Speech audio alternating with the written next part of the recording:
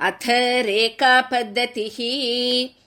सूचयन्तीं स्वरेखाभिरनालेख्य सरस्वतीम् अलेखनीय सौन्दर्याम् आश्रये शौरिपादुकाम्। सूचयन्तीं स्वरेखाभिरनालेख्य सरस्वतीम् अलेखनीय सौन्दर्याम् आश्रये शौरिपादुकाम्। मणिमौलिनिघर्षणात् सुराणाम् वहसे काञ्चन पादुके विचित्रम् कमलापतिपादपद्मयोगात् अपरं लक्षणमाधिराज्यसारम्।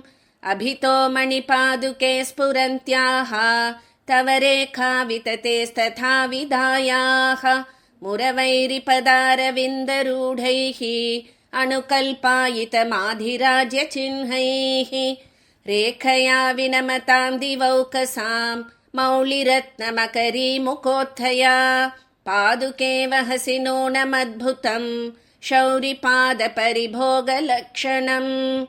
त्रिदशमकुटरत्नोल्लेखरेखापदेशात् परिणमयसि पुंसां पादुके मूर्ध्नि लग्ना।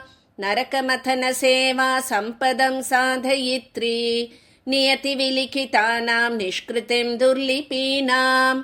पदकमलतलान्तः संश्रितान्यातपत्र ध्वजसरसिजमुख्यान्यैश्वरी लक्षणानि। अवगमयसि शौरेः पादुके मादृशानाम् उपरि परिणतैस्वैर्देवि रेखा विशेषैः। स्नाता पदावनि चिरं परिभुज्य मुक्ता पादेन रङ्गनृपते शुभलक्षणेन। रेखान्तरैर्नवनवैरुपशोभसे त्वं संस्कारचन्दनविलेपनपङ्कलग्नैः। भक्त्या मुहुः प्रणमतां त्रिदशेश्वराणां कोटिरकोटिकषणादुपजायमानैः। आभाति शौरिचरणादधिकानुभावा रेखाशतैस्तव पदावनि कापि रेखा। पादावनि प्रतिपदं परमस्य पुंसः पादारविन्दपरिभोगविशेषयोग्या। स्वाभाविकान् सुभगभक्तिविशेषदृश्यान् रेखात्मकान् वहसि पत्रलताविशेषान्।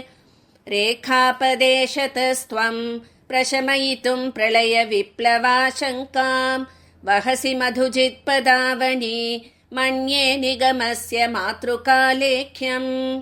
रेखापदेशतस्त्वं प्रशमयितुं प्रलयविप्लवाशङ्काम् वहसि मधुजित्पदावनि मन्ये निगमस्य मातृकालेख्यम्।